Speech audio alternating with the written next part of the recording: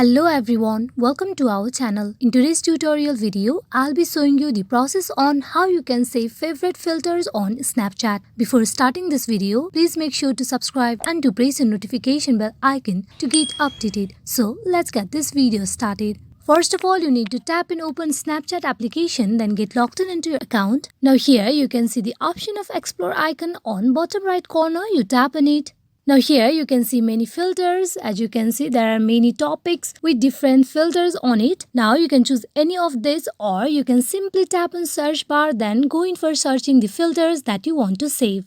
So I'm going with the random filters for now. You need to tap on the filter. Now at the bottom of the screen there you can see the option of favorite. You need to tap on it, where the lens will be added to your favorite list. Now go back. Now here you scroll to the upward. There you can see the option of favorites. You need to tap on it. Then the favorite lenses will be appeared. Hope this video is fruitful for you all on how you can save favorite filters on Snapchat. Thank you.